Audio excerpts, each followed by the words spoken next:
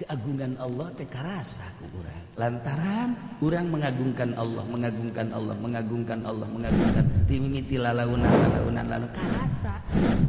Karasa. Di dieulah bakalna urang diberes sakinah, nikmat, tenang, bahagia lantaran boga perasaan eueuh nu kaluar ti kudrat iradat Allah. Nu kaluar tina pagawean Allah sebab Allah teh fa'alul lima yurid.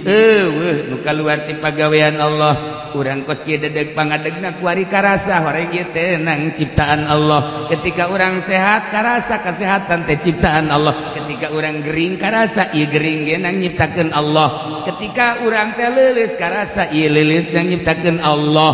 Ketika urang sugih karasa kesugihan ieu teh titipan Allah pagawean Allah. Ketika urang susah tengah rumah lantaran kabeh ge teu kaluar tina pagawean Allah. Anas nikmat nu aya sebab teu kaluar tina pagawean Allah. Eta teh keur diri urang kuari ka ciri batur-batur lempangna batur teh horenganan lainang nyana nang magawean Allah. Nu kadeuleu nu migawena diukna jelema teh horenganan lainang nyana nang ngadiukeun Allah. Jelema sugih teh lain nyana nu sugih teh nang nyugikeun Allah, susah nang nyusahkeun Allah dan lain sebagainya. Nu kadeuleu anu utar aturna urang lir teu beda jeung wayang nu dipaen-paenkeun ku dalang. Ti di dalam bakal tenang. Fa anzalallahu sakinatal uns wa asbatallahu syajaratat tauhid. Gusti Allah teh netepkeun kana tangkal kayu tauhid. Tauhid nu lir teu beda jeung tangkal kayu. Kumaha tangkal kayu teh asluha sabitun fil ardi sabi'ah, akarna nancep ka taneuh 7 lapis. Bal pisaro balik ka dasar laut, dasar tanah. Wa farwa fis samaa'i ila ma fawqal 'arsy. Cabangna ka luhur lain sakadar luhur bumi terus dembus ka langit ka hiji ka dua ka tilu ka opat ka datang ka ma fawqal 'arsy. La ilaha illallah ieu lir teu beda jeung tangkal kayu. Ketika seseorang geus dijadikeun ahli la ilaha illallah yakni geus boga rasa fa'alul lima yurid, geus boga rasa kudrat iradat Allah. Karasa lain dibahas, lain didalilan, tapi karasa kuari mah geus beda perasaan nyana diangkat jadi waliullah sesuai jeung bintangna. Apakah ieu bintang 1, 2, 3 dan selanjutnya. Ketika nyana geus diangkat jadi kutub, la ilaha illallah akarna sampai ka sapataala. Yu dauna cabangna sampai ka sidratil muntaha. Saha para mursalin, saha para nabi, saha aulia Allah nu nurutan kangjeng Nabi. Dipun tayanganlah Nabi Rasul ku umat, dipun tayanganlah para aulia Allah jeung solihin ku umat. Nu mantak dipun tayangan lantaran teger nyana ieu akarna geus datang ka sapataala. Aju cabang-cabang nage luar biasa lebarna jelema aya nu naek cicing di cabangna, aya anu sakadar nyalande, aya nu sakadar ngiuhan doang di handapeunana lantaran cabangna panjang. Nu mantak ngajina ge aya nu tukang wuduk bae masalah. Masalah nyana keur ngiuhan eta di tukang wuduk jauh anu di mobil bae. Aya anu nyalande hees, nyalande nyana di mangga, anu bari ngarokok, nyalande. Seperti itu. Asluha sabitun fil ardi, as-sabi'a bal fis sarwa far'uha fis sama'i ila ma fawqal 'arsy. Kasyajaratin thayyibatin asluha sabitun wa far'uha fis sama'. Tangkal batin, gaib teu kadeuleu. Tetapi secara zahir seperti eta dipun tayangan nyana kuat. Geus atuh anu ngiuhan teh kapan ditangkal kayu teh atuh saha bae. Aya anu memang nyahoeun eta tangkal kayu paranti ngiuhan, aya nu liwat haju ngiuhan di dinya kapanasan. Deuk nu liwat na mukmin, deuk kafir, deuk lalaki, deuk awewe. Nu mantap kaget ke seorang waliullah mah kadang-kadang nyana jeung encek biasa bae. Jeung Yahudi atuh biasa bae keur ngiuhan. Kerengiuhan orok atau biasa baik kita keur garariuhan atuh didinya. Kuari Habib Lutfi eta keur dipun tayangan ku kabehan presiden nyuhan ya Habib Lutfi, TNI nyuhan, tato etito nyuhan didinya kabeh ngaran nyuhan lantaran jana geus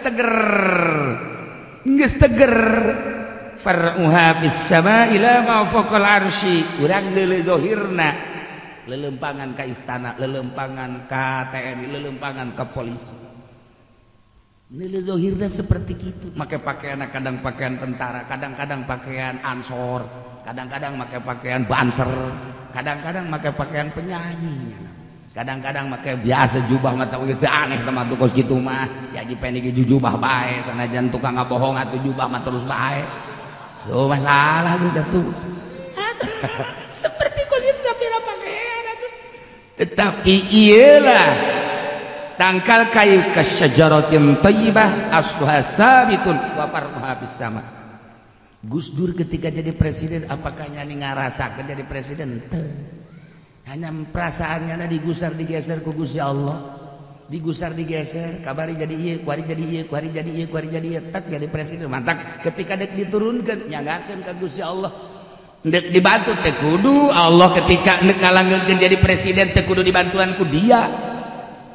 Ketika dek diturunkan tahanan ku sabaraha kompi moal ka tahanan nyanggakeun hate Gus Dur teh nyanggakeun ka Gusti Allah teu kudu banser teu kudu ansor teu kudu lamun ku Allah dek dilanggengkeun langgeng bae dengan ayana amin rais terus jana berusaha supaya turun Gus Dur nang gerak Allah berarti titah sakitu bae kudu dipertahankeun sakitu bae kumaha Gusti Allah nu ngatur. Sebab sholat emang perasaan orang nu sholat waliullah tuh henteu. Ketika nyana boga perasaan aing nu sholat berarti pengakuan sanajan bener cek pikir dibatalkeun punya. Waliullah mah dibatalkeun sholat. Allahu akbar perasaan diri sorangan lain. Allahu akbar perasaan deui was-was jelema anu endek istiqomah jeung was-was jelema anu di syariat beda. Ari was-was di syariat mah campur setan. Sholli fardhu farbo bod atuh teman atuh sia batu kadi itu kakadu merak kudu da mah ngaji qiraat mah bod son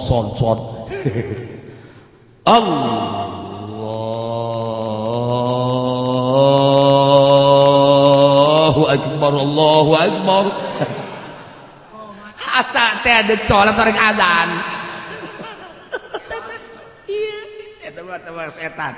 Hari ieu lain perasaan aing di salat ku perasaan aing di salat lain eta moal ngeunaheun Allahu akbar can hadir sebab can istiqomah ketika geus hadir oh Allah teh aya di qalbu atuh lamun Allah aya di qalbu berarti Allah nu utar atur kunaon kurang di aku kena gerak teh rasa digerakkeun ku Allah karena pertolongan Allah maka pertolongan Allah kudu karasa geus teu kudu make lain deuk ngahadirkeun sejak kaula salat lain tapi dek ngahadirkeun kehadiran Allah anu kamari hadir nikmatnya kok eueuh ketika trek aya Allahu akbar ngeunah asa aya di alam eta beda nikmat deh salat teh lain sorangan perasaan digerakkeun ku Allah a'udzuna bismillah berarti syariat eta kudu geus rapi sebab kadituna geus lain utar atur syariat syariat teh ya dileumpangkeun ku Gusti Allah di perasaan kos kitu nyana dinangtungkeun nyana dirukukeun nyana diitidalkeun nah nu mantap kadituna ge sok ngaco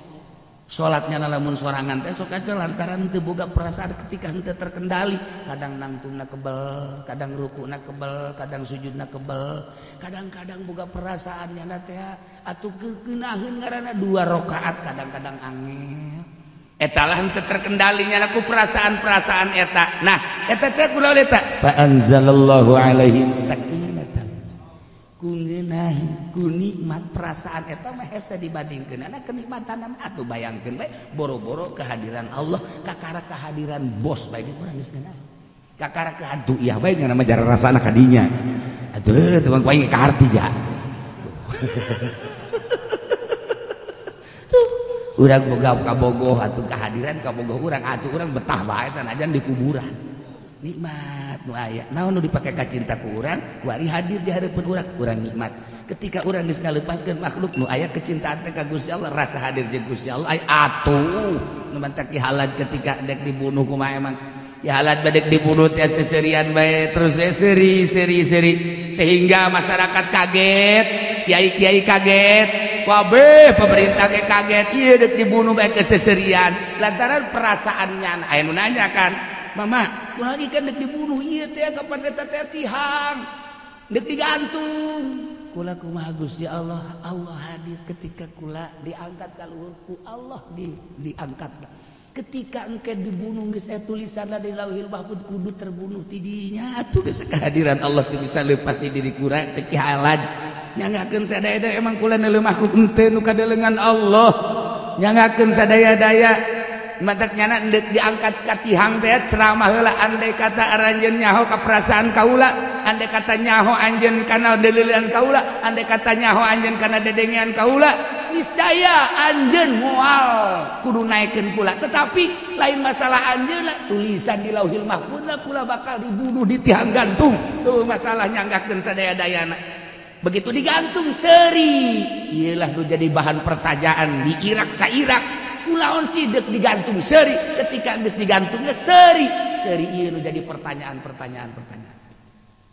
perasaannya andai kata anjeun nyaraho perasaan kula dedeulean kula dedengan kula anjeun bakal kaget dan anjeun terlalu jauh terlalu tebal hijabna cuman hayang ngabejakeun bae bahwa jelema ketika geus deukeut jeung Allah la khaufun alaihim wa la hum yahzanun naon eta fa anzalallahu alaihim sakin wa asbatallahu syajarat at-tauhid asluha sabitun fil ardi sabi'ah bal fis sara wa far'uha bis sama.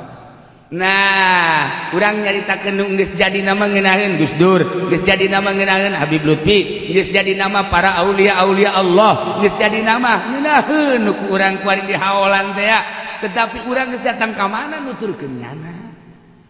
Ulah-ulah nuturkeun tapa dan lain sebagainya hudang heula ti penting tataja fajulum mereket. Masyaallah. Eta mata geus dikieu-kieu ku urang deuk beureum deui. Ketika orang ninggalkan geus mandi geus ngala wudu urang tah salat tadi dinya pan ieu tempat sare eta anggel ngomong sini cak anggel masyaallah urang ge hayang gegeuraan salam bae man teh salam teh geus henteu nanaon deui langsung brak wae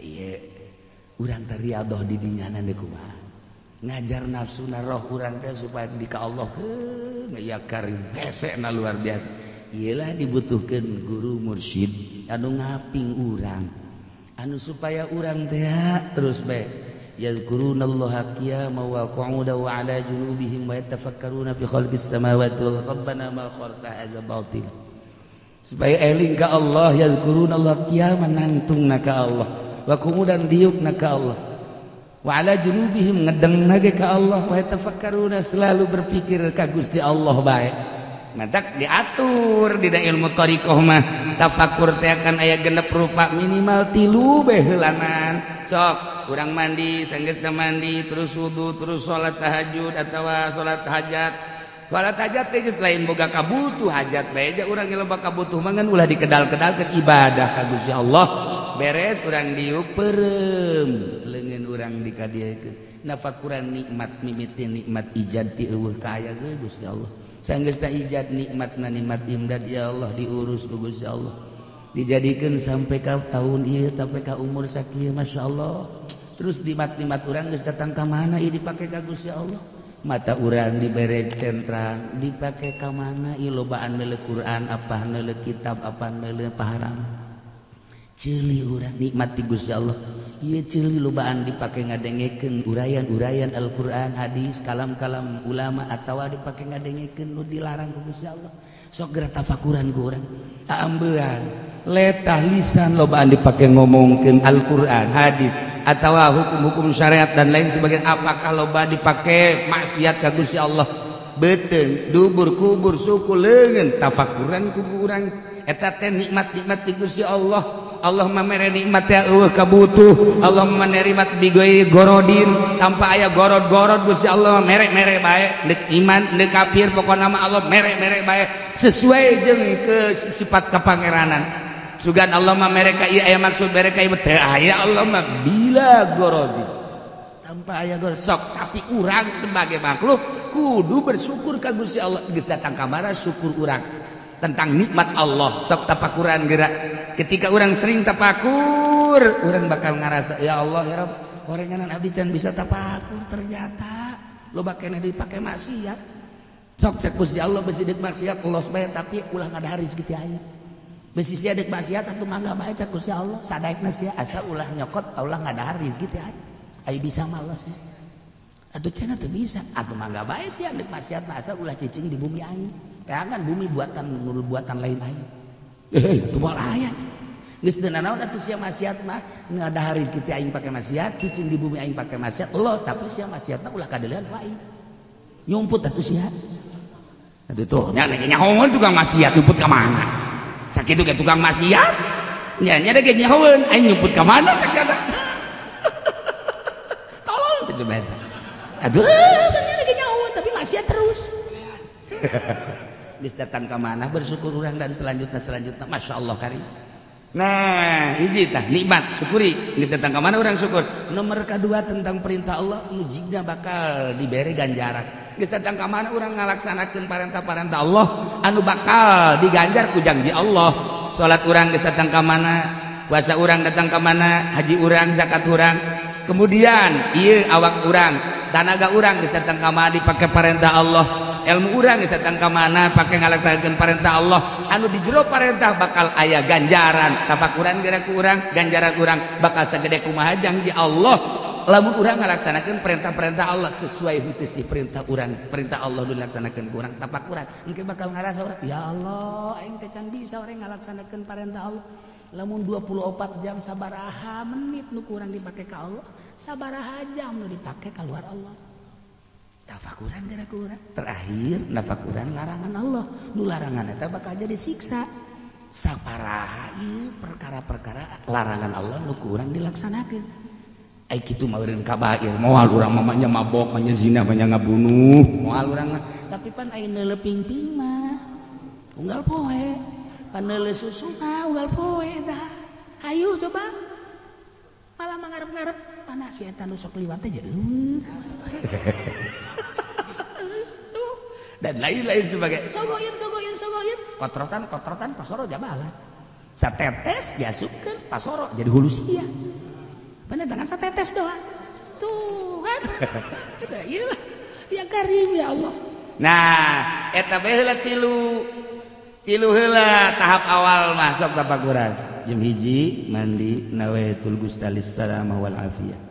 Abdi niat mandi untuk keselamatan jeung kawarasan Gusti sesuai jeung perintah. Dan geus sakitu urang wudu salat sok tafakur.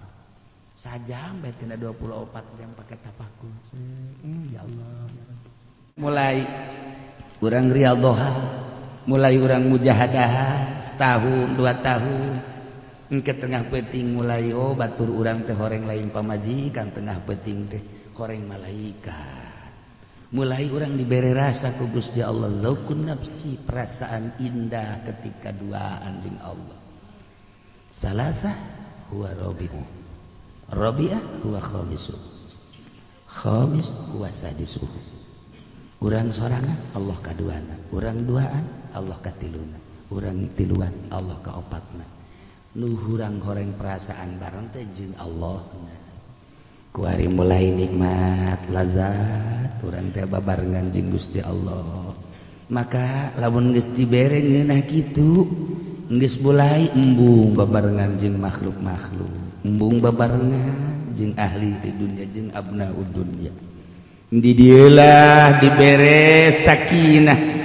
Yusabbitullahu alladhina amanu bil qawli tsabit. Allah netepkeun ka jelema anu iman mukminin bil qawli tsabit yakni kalimatun thayyibah la ilaha illallah fil hayatid dunya wa fil akhirah. Lantaran pangeran eta kene di dunia geus pengadep ka pangeran di jero kubur lagi atuh ngeunaheun lantaran pangeranana eta kene di akhirat ge eta kene tetepnya na yusabbitullahu alladhina amanu bil qawli tsabit fil hayatid dunya wa fil akhirah. Dukuarinya na loba larangan-larangan anak engke mah bakal dibebaskeun kuari ieu haram itu haram ieu haram itu haram ieu teu meunang itu teu meunang nyana teh terus bae riyadhah ngajar nafsu nu teu dimeunangkeun teh bener-bener nyana teu ngalakukeun komo tama kabair cacak-cacak sogoir ge nyana mah geus anti kana sogoir ti dieu lah rohna teh bener-bener murni ketika nyaritakeun subhanallah maha suci Allah geus karasa kesucian Allah lantaran dirina geus suci urang menyebutkeun maha suci Allah teh disungut kesucian Allah encan nyaho kesucian Allah teh teu karasa subhanallah maha suci Allah amma yaqulu zalimun tidak naon diucapkeun ku zalimin subhanallah maha suci Allah amma yaf'alul munafiqun subhanallah maha suci Allah amma yaf'alul zalimun subhanallah maha suci Allah tina ucapan-ucapan ahli zalim tina ucapan kafir tina ucapan munafik tina ucapan ahli maksiat lantaran diri urangna roh urang geus suci maha suci Allah karasa mer keagungan Allah teh karasa ku urang lantaran urang mengagungkan Allah mengagungkan Allah mengagungkan Allah mengagungkan timimiti lalaunan karasa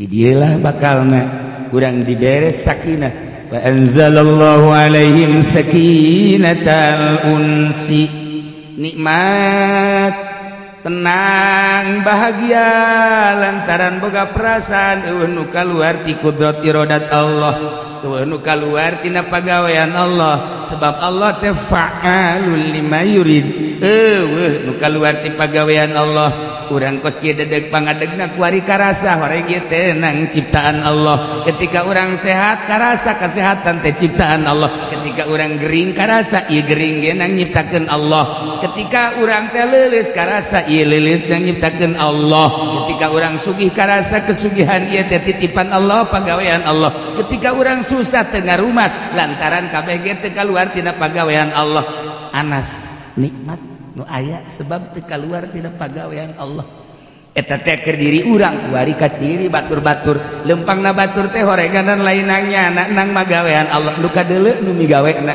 diukna jelema teh horenganan lainang nyana nang ngadiukeun Allah jelema sugih teh lain nyana nu sugih teh nang nyugikeun Allah susah nang nyusahkeun Allah dan lain sebagainya nu kadeuleu anu utar aturna urang lir teu beda jeung wayang nu dipaen-paenkeun ku dalang di dalam bakal tenang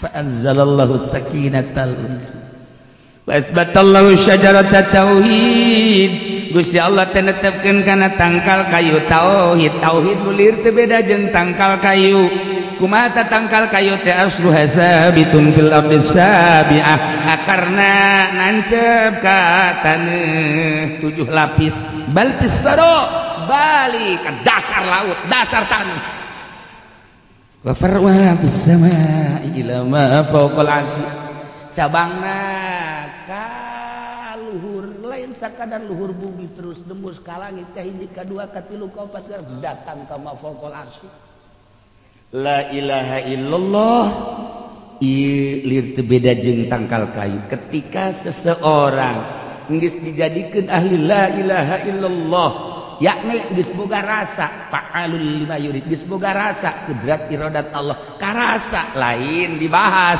lain didalilan tapi karasa kuari mah geus beda perasaan nyana diangkat jadi waliullah sesuai jeung bintangna apakah ieu bintang 1 2 3 dan selanjutnya ketika nyana geus diangkat jadi kutub la ilaha illallah akarna sampai ka sapataala yu dauna cabangna sampai ka sidratil muntaha saha para mursalin saha para nabi saha aulia Allah nu nurutan kangjeng Nabi dipun tayanganlah nabi rasul ku umat dipun tayanganlah para aulia Allah jeung solihin ku umat nu mantak dipun tayangan lantaran teger nyana ieu akarna geus datang ka sapataala aju cabang-cabang nage luar biasa lebarna jelema aya nu naek cicing di cabang aya anu sakadar nyalande aya nu sakadar ngiuhan doang di handapeun anak lantaran cabangna panjang nu mantak ngajina ge aya nu tukang wuduk bae masalah nyana keur ngiuhan eta di tukang wuduk jauh anu di mobil bae aya anu nyalande hees nyalande nyana di pangkal anu bari ngarokok nyalande seperti itu asluha sabitun fil ardi as-sabiha bal fis sarwa far'uha bis sama'i lama fawqa al-'arsy kasyajaratin thayyibatin asluha sabitun wa far'uha bis sama' tangkal batin gaib teu kadeuleuh tetapi secara zahir seperti eta dipun tayangan nyana kuat geus atuh anu ngiuhan teh kapan ditangkal kayu teh atuh saha bae aya anu memang nyahoeun eta tangkal kayu paranti ngiuhan aya nu liwat haju ngiuhan di dinya kapanasan deuk nu liwat na mukmin deuk kafir deuk lalaki deuk awewe nu mantap kaget ke seorang waliullah mah kadang-kadang nyana jeung encek biasa bae jeung Yahudi atuh biasa bae keur ngiuhan orok atuh biasa bae eta keur garariuhan atuh di dinya Wari Habib Lutfi eta deui keur dipun tayangan ku kabehan presiden nyuhan di Habib Lutfi TNI nyuhan tato etito nyuhan di dinya kabeh garariuhan bismillahirrahmanirrahim tahlilul labdiyu kawi kilaiki kurayan kang bangsa lafaz batur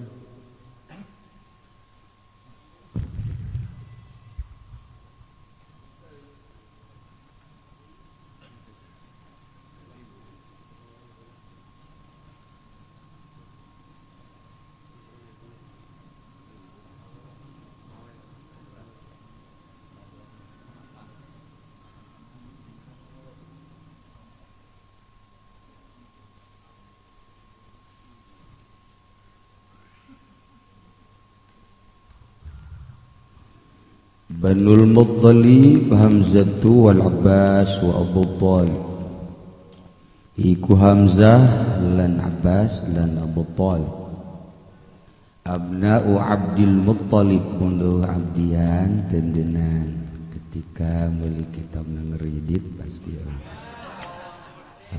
Abdul Muttalib tendenan bin Hashim bin Abdi Manaf pasti eueuh lah kajian buku mah abna'u Abdul Muttalib bin Hashim bin Abdi Manaf wa nahnu wa hum bimanzilatin wahidah wa nahnu wa hum bimanzilati wahidah ta auladuhum iku pirang-pirang anake abna'u Abdul Muttalib bin Hashim bin Abdi Manaf yaiku Jubair bin Mut'im bin Naufal bin Abdi Manaf wa Uthman bin Affan bin Abdi Syamsin bin Abdi Manaf sami baik wa Abdu Hashim wa Banu Hashim al Ja'far iku pirang-pirang keluarga Ja'far alu Ali lan pirang keluarga Ali alu Uqay lan pirang-pirang keluarga Uqay alul Harith lan pirang-pirang keluarga Harith alul Abbas lan pirang-pirang keluarga Abbas lain Uqay Akil Alu Akil di Iran makomna ayo di dunia kurang ziarah karinya padesek-desek di kuburan Sayyidina Akil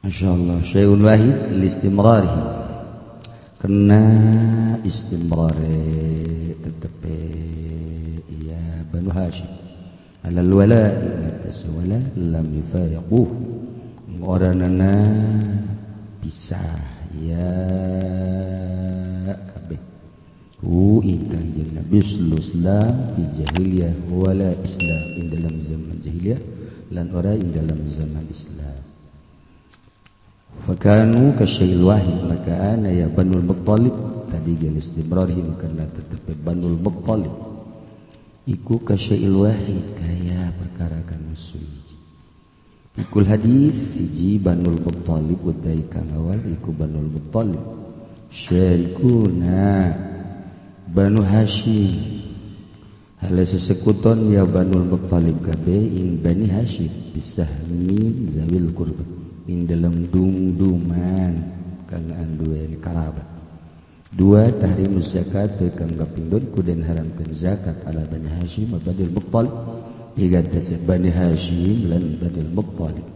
213 an Abi Rafi wallahu a'lam bissawab. Loba-loba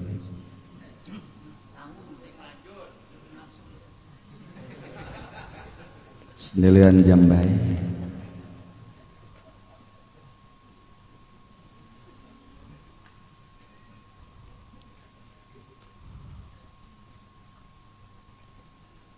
Bismillahirrahmanirrahim.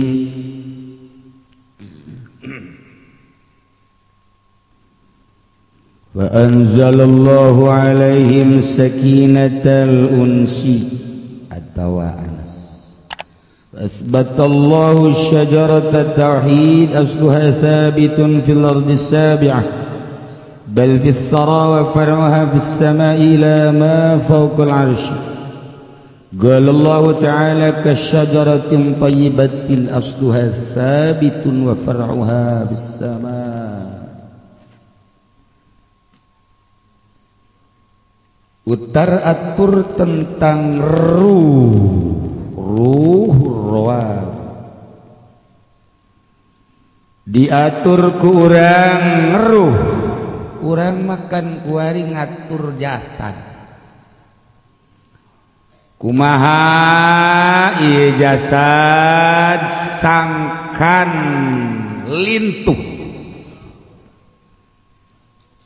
kumaha ieu awak sangkan semampai, kumaha ieu awak supaya kurus. Jadi diatur awak supaya sehat ieu awak teh. Dahar 4 sehat 5 sempurna. Dahar teh diaya-aya. Geus puguh nu arasa nu arata di aya-aya baturna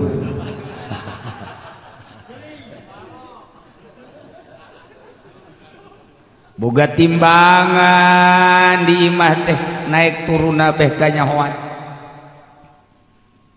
sare diatur besi kurang ti 8 jam. Ayah puting dengan 2 jam isukna koboan. Sarewat teu beunang kurang. Turun awak tetina 80 menjadi 70 nya nangis bingung. Aya naon di awak bisa turun kieu?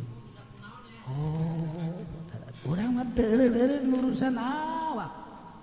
Geus puguh mandi kudu make capluk bae. Sia tawa kedua 9 betul kebeli capluk. Iyalah orang urusan dakwah roh teu pernah diurus. Mentek hook jasa ka awak teu meunang ka todel ku batu, teu beunang ka sikut ku batu, teu beunang ka geser ku batu. Mun ngariung ge kudu di kasuran. Gelas na kudu dupang gedena kudu 3 gelas na ge sebab dulurnya na ka Firaun. Allah teu beunang teu dihormat awak teh masyaallah karim. Justru kuari mah urang nyulusup awak teges teka urus ayeuna mah lantaran ngurusan teh ngurusan roh. Mun kamari urusanana urusan awak, kesehatan pakaian dan lain sebagainya, urusan ibadah nagengan sakadar syariat di mana aing cicing sajadahna nu mana siwakna nu mana supaya ngeunaheun make kipas salat teh make AC salat teh teu meunang salah sajadah marah, teu meunang salah tempat marah, kos kitulah syariat. Kos gitulah syariat. Ketika orang geus nyulusuk ngurusan rohani, awak geus terlunta-lunta. Sare geus embung di kasur, kudu disepring baik-baik.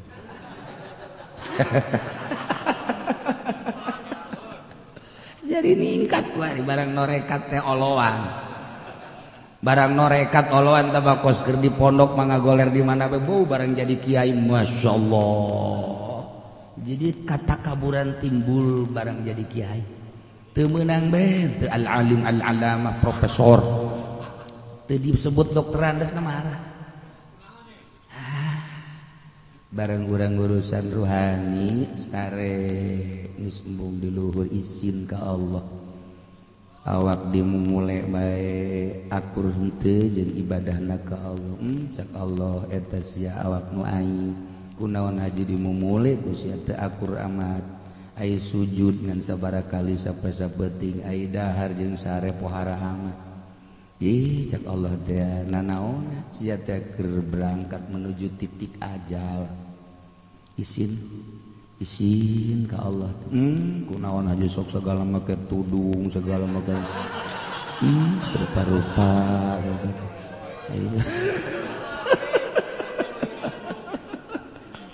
segala ngerokok turun-urun. Iya Karim ya Allah insyaallah. Ku urang terus bae di urusan. Ketika orang urusan ruh awak bakal pohon dahar sakasamperna nginum sakasamperna terus we sare sakasamperna dek di kursi dek bari ngaji terus we sare teh waktuna tungtung malobaan sare. Iyalah ruh. Jadi kan ngurusan awak aya urusan ada dokter, ngurusan ruh atuh aya parantina guru mursyid. Lantaran kanyawan ruh leuleus jeung teu leuleusna, ruh loba zikir jeung teu loba zikirna ku guru mursyid kanyawan lantaran nyana nu ngalatihna. Ketika jelema berangkat jadi abri, oh ti mimiti nyana asup jadi abri naon ngaranna mimiti asup? Naon ngaranna?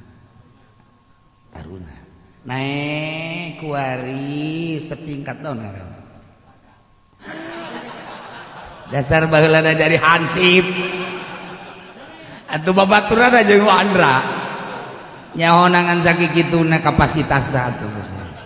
Tenyahuan yang nama kakaten, tenyahuan kajian brigadir, tenyahuan yang nama brigadir tenawan cenah teh.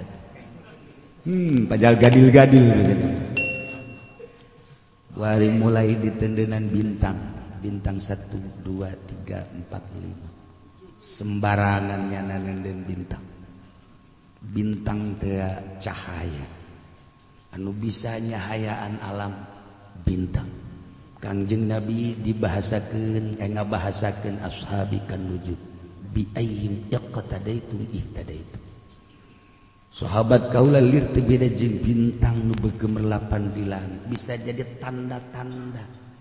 Bintang-bintang aya ngaran-ngaran.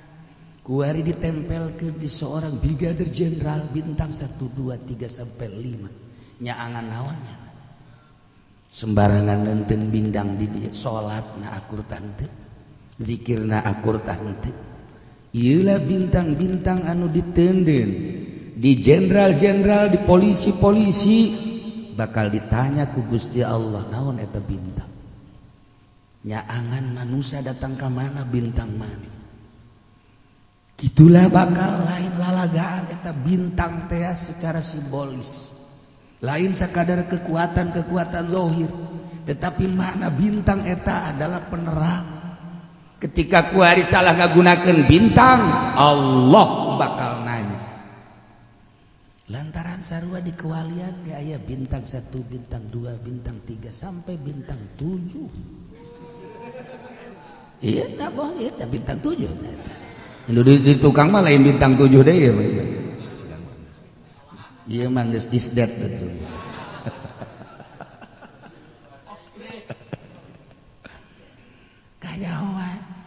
lamun jelema kakarak bintang 1 brigadir jenderal nyahoan 1 2 3 kapasitasna sakitu kakarak majen dan lain sebagainya kanyahoan ku panglima sarua di dunia kewalian aya panglima ketika si eta bintang 1 karak naik kapten majen 2 dan lain sebagainya kanyahoan ku panglima seperti eta lah ruh diurus ketika ruh diurus engke makomna aya di mana sesuai jeung bintang-bintang apa nukoba apa nujaba apa uropa apa asohib apa abdal apa nyana geus jadi kana nuko apa namanya nang gitu ngaranna mukhtar apa geus jadi imaman apa geus jadi kutub-kutub seperti eta lah di alam nu eta bintang 1 ngahiji jeung bintang 1 deui bintang 2 makomna di bintang 2 al arwah junudun mujannada ruh eta perkumpulanana seperti jenderal-jenderal TNI polisi mujannada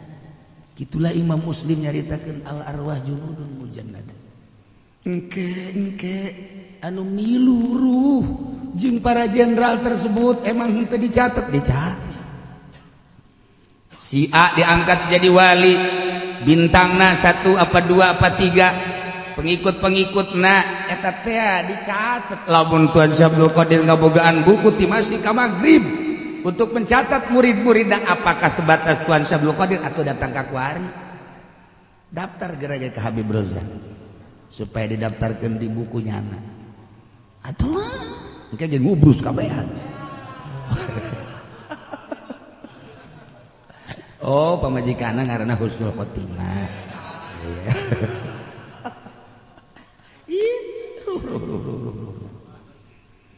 datang ke mana kepasrahan dirina ketawakalan dirina ruh bakal ngahiji jeung ruh tawakal datang ka mana kasobaranana ruh bakal ngahiji jeung ahli sobar datang ke mana mujahadahna ruh bakal ngahiji jeung nu ahli mujahadah datang ke mana riyadhahna ruh bakal ngahiji jeung ahli riyadhah ulah kaget lamun urang zarah jeung seorang ahli Allah ieu makom teh sahibul makbarah ahli sobar kajawan punya ieu sahibul makbarah ahli tawakal iraha nya babarengana ieu sekian ratus tahun tapi bisa kanyahoan ruhna bisa ngahiji kok bisa ngahiji bisa nyaho gitu lantaran rohna diurus sehingga bisa ngahiji al arwah junudun mujannada tah seperti etalah secara zahir kuari ruhna ahli judi jeung ahli judi deui roh ahli bar atuh nyana nyahoeun si eta nu sok babarengan jeung aing kana ceub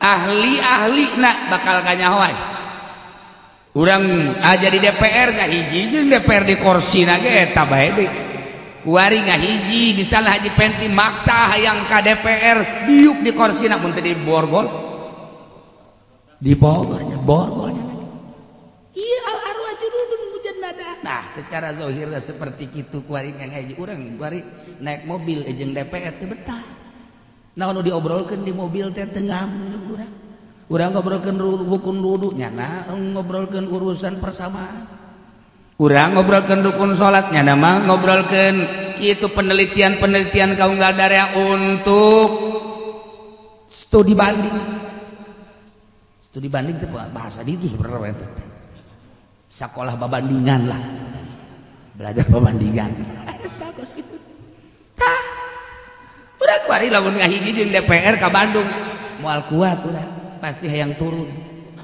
teu kuat sebab lamun roh urang teu ngahiji kemantak nyana teu daekeun ge ngaji ka di pamarentah rohna lain deui pemikiran urang mah pemikiran akhirat nyana pemikiran dunia dipaksakeun ku urang moal bisa ketika nyana ngayakeun maulidan ngondang da Kipu Doli atuh muludan dunia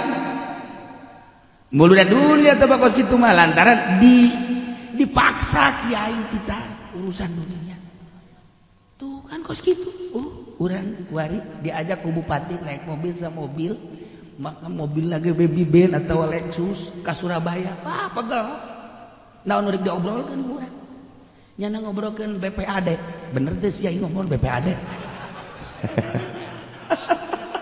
geus benerkeun bae geus aing mah lah pokona. Aduh aing teu menang salah. Si aja protes bae.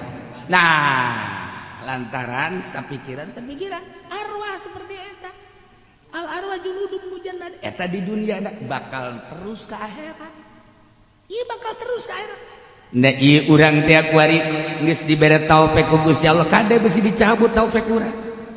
Ngahiji urang di majelis taklim babarengan jeung malaikat, pan malaikat eta hadir di dinya. Nyatetan Haji Pendi ngaji set berangkat jam sekian pulang jam sekian loba nu leungit sendal. Aya tulisanna. Aya tulisanna. Nah, segala rupa aya. Al arwah junudun mujannadah. Urus ku urang roh urang. Ketika urang-urang dibeuting embung nafsu urang sebab nafsu urang resep jasa hees. Sare resep jasa. Tetapi Allah ngajelaskeun kade wa minal laili fatahajjad bihi nafilatan lak asa. Ayyab asaka maqam mahmud.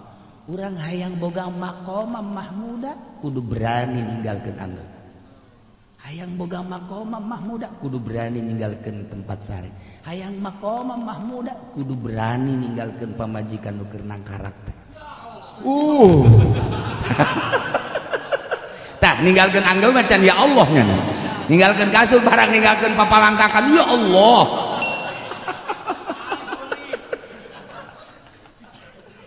Hayang boga maqam mahmuda. Kudu riyadhah berarti urang. Lamun urang masih kena lengket jeung anggeul lengket kene jeung kasur dikira boga maqam mahmuda. Tatajafa junubuhum 'anil madaji' yad'una rabbahum khaufa wa tama'a wa mimma razaqnahum yunfiqun. Tatajafa junubuhum renggang cangkengna awakna 'anil madaji' di tempat sare. Lipat ku urang kasur, lipat ku urang anggeul. Sementara engkau kutinggalkan. Pamajikan orang sementara engkau sementara aku tidak membutuhkan.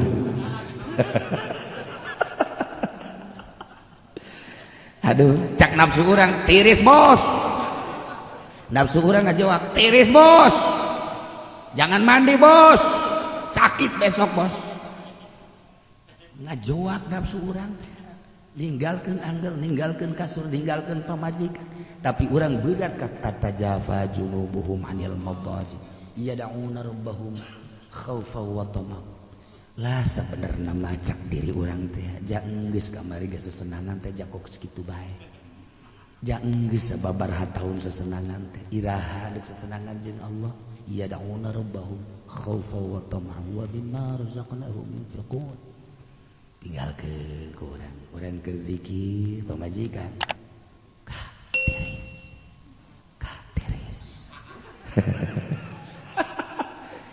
Didinya lah tasbih orang diri nafsu orang tasbih apa pamajikan tasbih apa pamajikan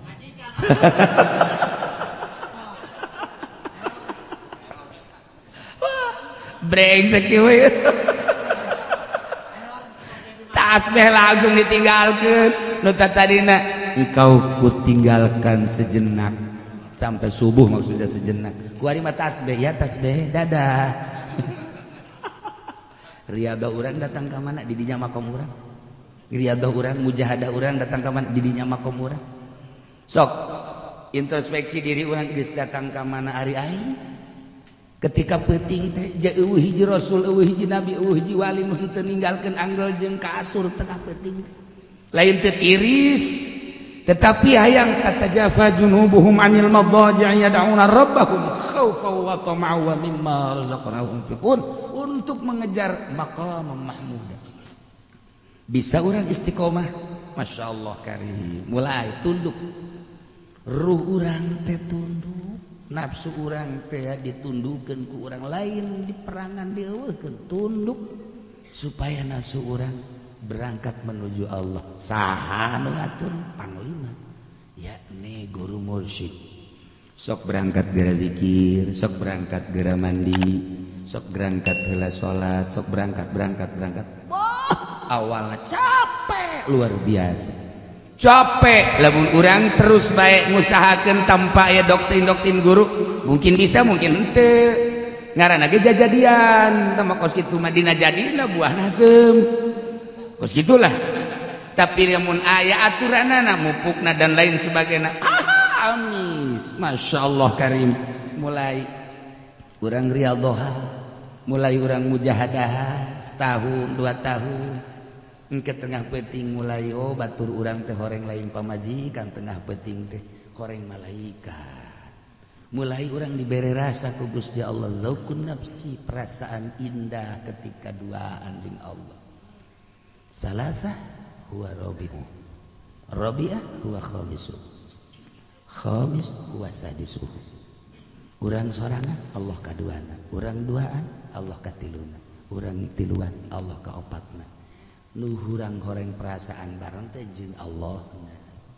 kuari mulai nikmat lazat urang teh babarengan jeung Gusti Allah maka lamun geus dibere ngeunah kitu geus mulai embung babarengan jeung makhluk-makhluk embung babarengan jeung ahli di dunia jeung abnaud dunya di dieulah dibere sakinah yusabbitullahu alladhina amanu bil qawli tsabit Allah netepkeun ka jelema anu iman mukminin bil qawli tsabit yakni kalimatun thayyibah la ilaha illallah fil hayatid dunya wa fil akhirah lantaran pangeranna eta keneh di dunya geus pengadep ka pangeran di jero kubur lagi atuh ngeunaheun lantaran pangeranna eta keneh di akhirat ge eta keneh tetepnya na yusabbitullahu alladhina amanu bil qawli tsabit fil hayatid dunya wa fil akhirah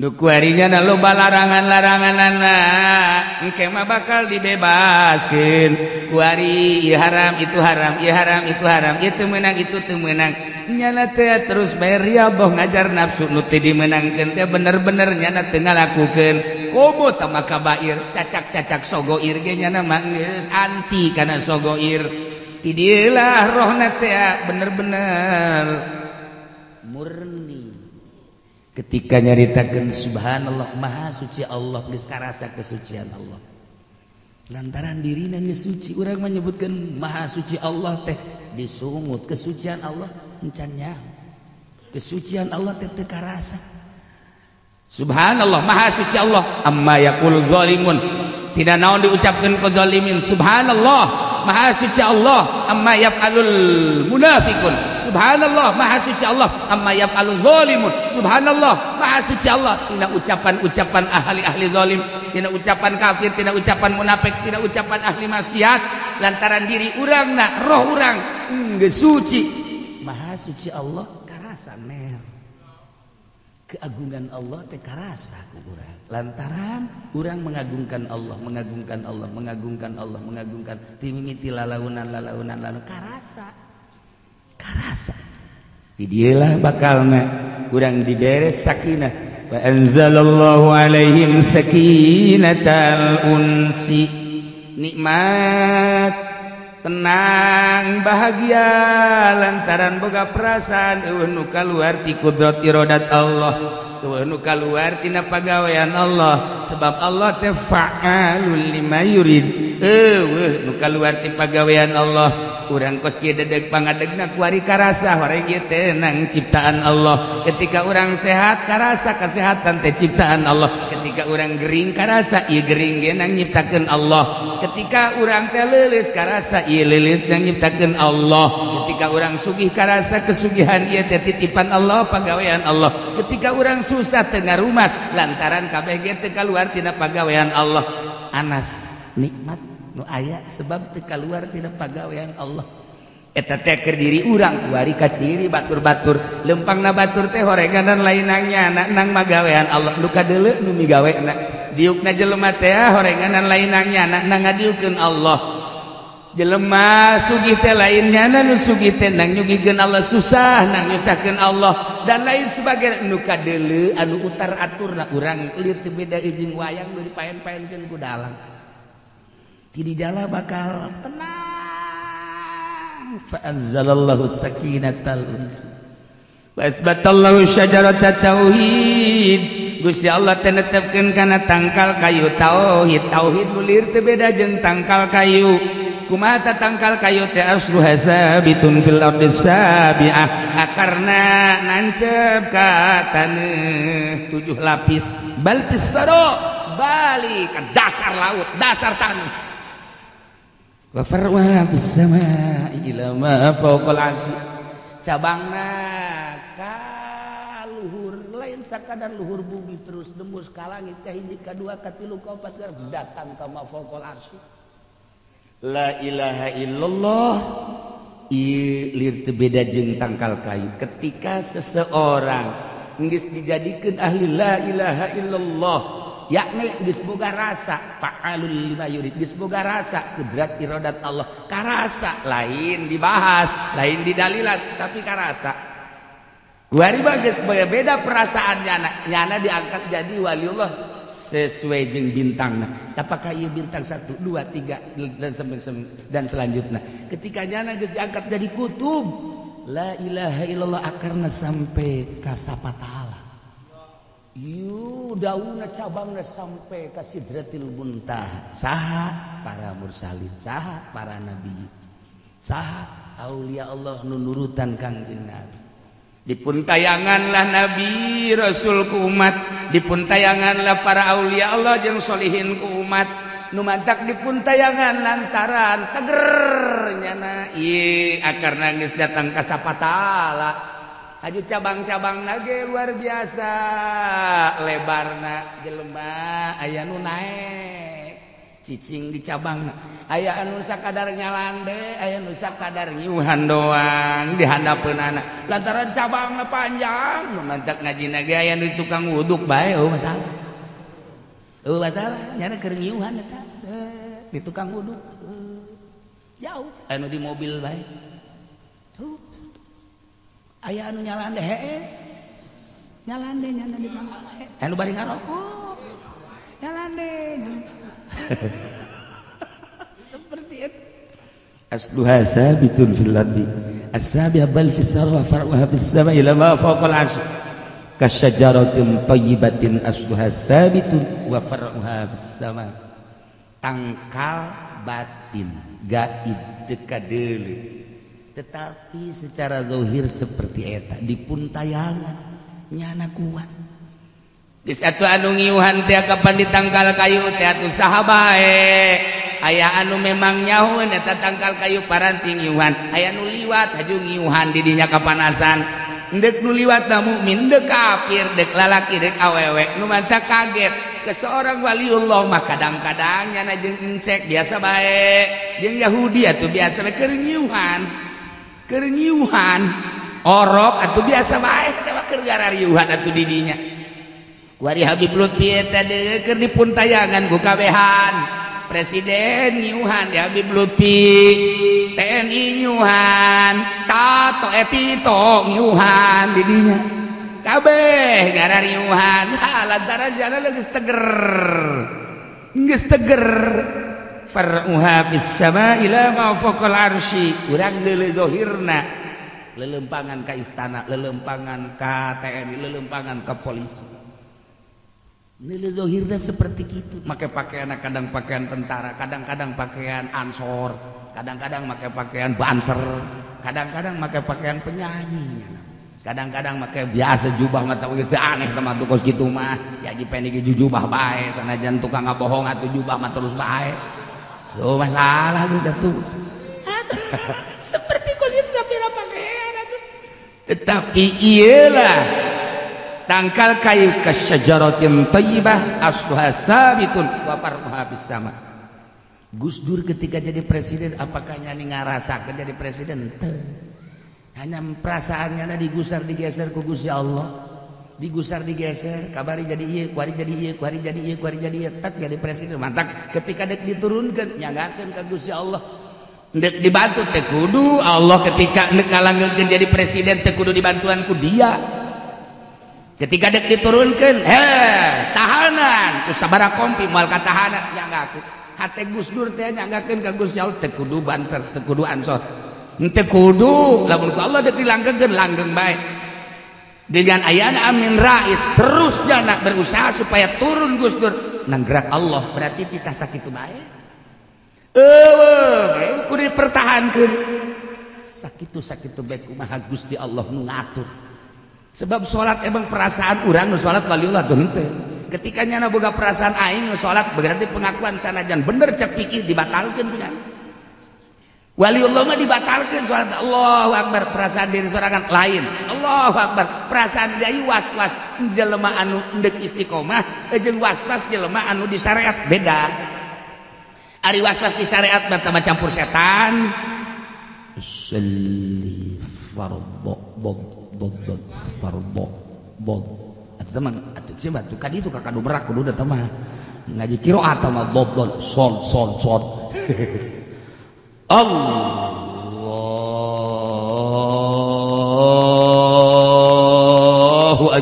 Allahu akbar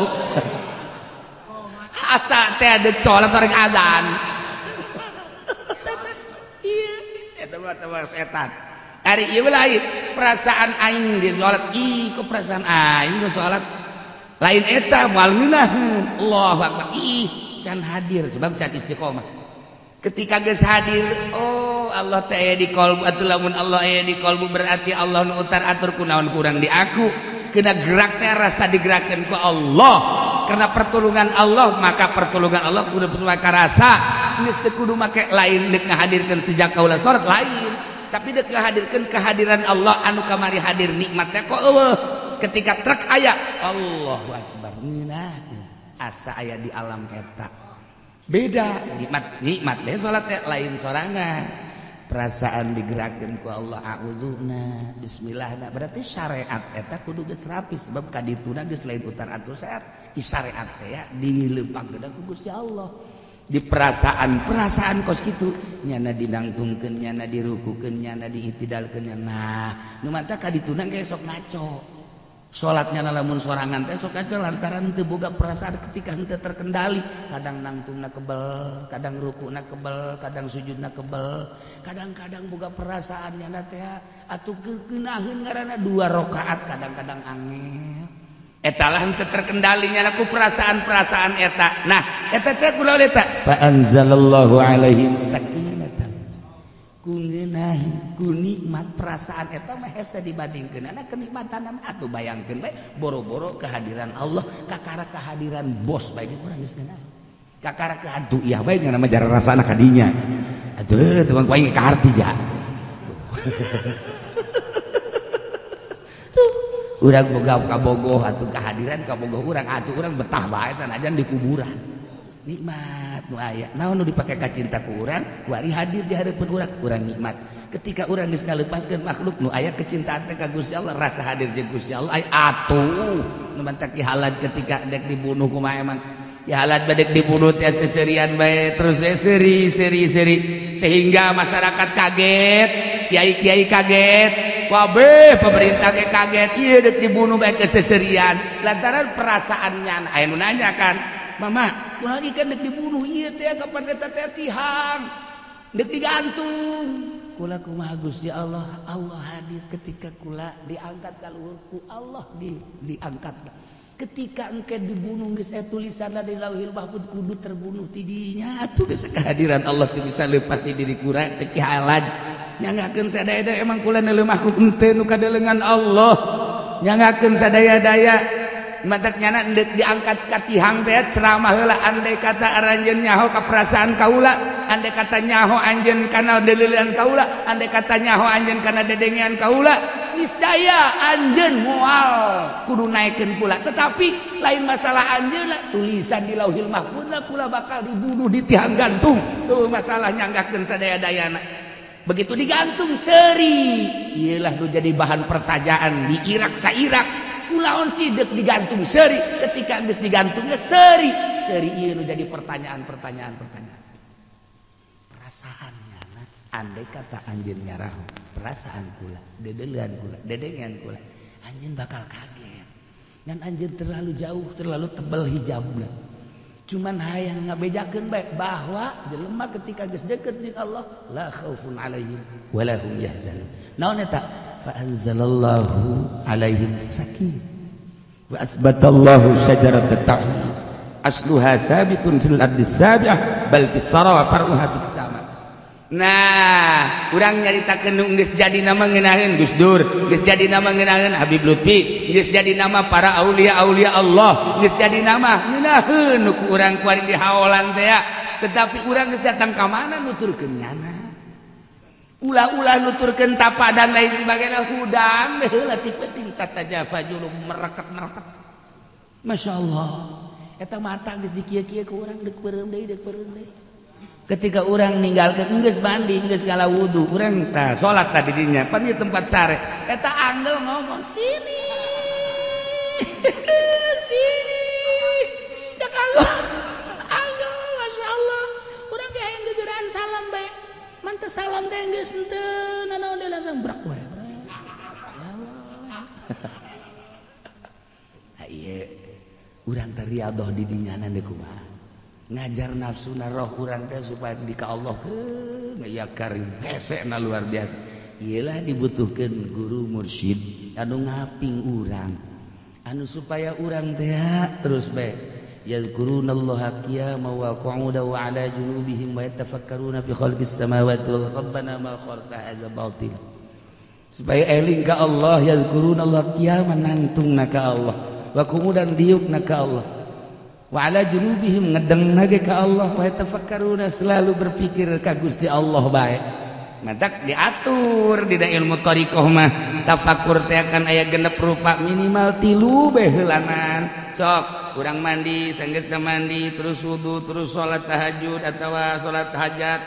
Salat hajat teh geus lain boga kabutuh hajat bae ja urang loba kabutuh mangan ulah dikedal-kedalkeun ibadah ka Gusti Allah. Beres urang diuk peureum leungeun urang dikadiekeun nafakuran nikmat mimiti nikmat ijad ti eueuh ka aya ge Gusti Allah sanggeus ijad nikmatna nikmat imdad ya Allah diurus ku Gusti Allah dijadikeun sampai ka tahun ieu sampai ka umur sakieu masyaallah terus nikmat-nikmat urang geus datang ka mana ieu dipake ka Gusti Allah mata urang dibere centrang dipake ka mana ieu lobaan meuleuh Quran apa meuleuh kitab apa meuleuh paharam cili urang nikmati Gusti Allah ieu cili lobaan dipake ngadengekeun urayan-urayan Al-Qur'an hadis kalam-kalam ulama atawa dipake ngadengekeun nu dilarang ku Gusti Allah sok geura tafakuran ku urang aambean letah lisan lobaan dipake ngomongkeun Al-Qur'an hadis atawa hukum-hukum syariat dan lain sebagainya apakah loba dipake maksiat ka Gusti Allah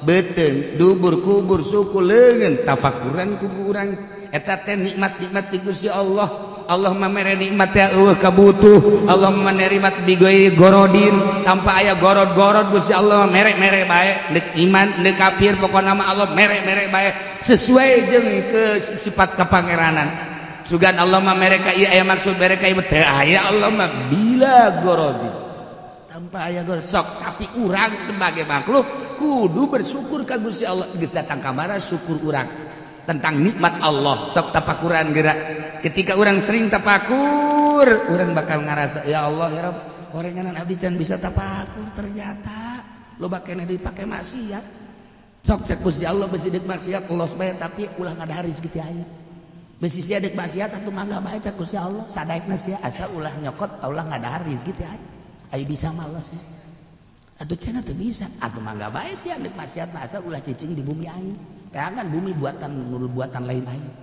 itu malah aya geus teu nanaon atuh sia maksiat mah ngadahari kitu aing pake maksiat cicing di bumi aing pake maksiat los tapi sia maksiatna ulah kadeulean ku aing nyumput atuh sia atuh tuh nya ge nyahoeun tukang maksiat nyumput ka mana sakitu ge tukang maksiat nya nya ge nyahoeun aing nyumput ka mana cak ada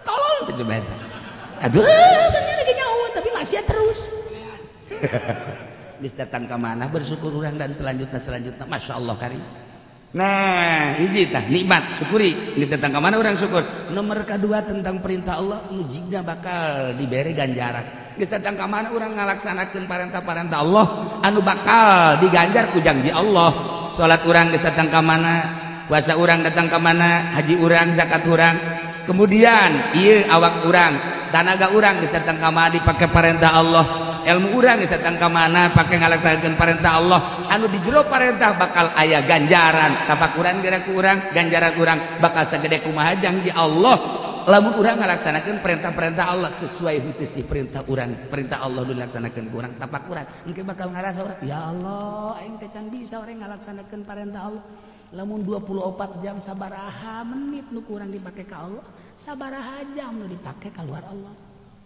tafakuran geura ku urang terakhir nafakuran larangan Allah nu larangan eta bakal jadi siksa sabaraha ieu perkara-perkara larangan Allah nu kurang dilaksanakeun ai kitu mah eureun kabair moal urang mamanya mabok manya zina manya ngabunuh moal urang tapi pan aya neuleuping-ping mah unggal poe paneuleuh susu mah unggal poe dah hayu coba malah mangarep-ngarep mana si eta nu sok liwat teh jeung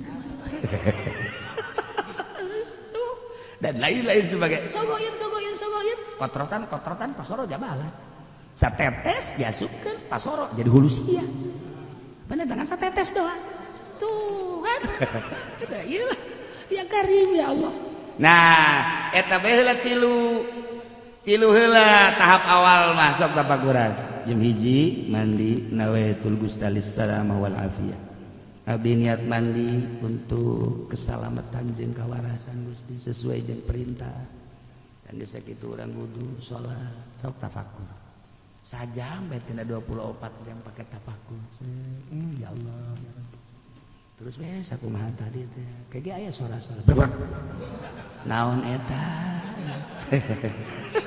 atuh bayangkeun jam 1 jam 2 atuh ye santeuna kan jin-jin hirup maka penting setan-setan kan teu penting beurang makan gua di jin hees penting makan hudang ye urang kokoek beta urang ngarauduk tuh sok aya tah di luar sial urang beas sia nurutan aing goblok urang mukakeun bae lawang aya deui muka keren urang asup ka kamar okos aya nu leumpang okos aya anu ngaroko di luar aduh tahu lain bener nyana meren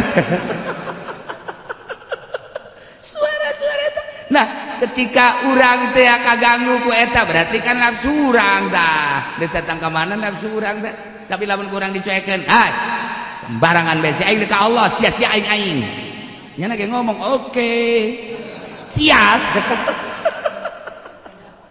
nah iyalah sok nafsu urang datang ke mana nafsu urang datang ke mana ketika urang tambah keyakinan tambah cuek makan hayang dia maka panggilnya gitu hayang ditangtangan ke urang wahai rombongan kuntilanak wahai genderuwo dan jurig aing geus manteng ka Gusti Allah sok datang dia ka aing oh baduy ka jeung datang sahana ieu ieu incuna datangkeun bapak sia datang dua ieu sa ieu bapak datangkeun mas sia datangkeun bapak kor sia datang euy loba amat aing sieun masyaallah moal geus boga keyakinan teh geus boga keyakinan ka Allah boga rasa hayang namun urang can boga rasa hayang can manteng engke mah geus manteng mah hayang hayu coba ngadu sia jeung aing asma Allah dak dibacakeun ka sia coba ku aing ji emang teu panaseun panas urang waja la ilaha illallah anu urang manteng ruh urang ka Gusti Allah sieun ngajungkel nya ngajungkel coba bacakeun ku Haji Pendi keur hudang teu penting aya bae jurig la ilaha illallah aing geus bisa ayo ngadu sia jeung aing sia jurigna ge atuh ahli tarekat tinggal Haji Pendi bae ngorana mama nah bapak sia kunaon eta lempang teu bisa ngorandangnya na ada juling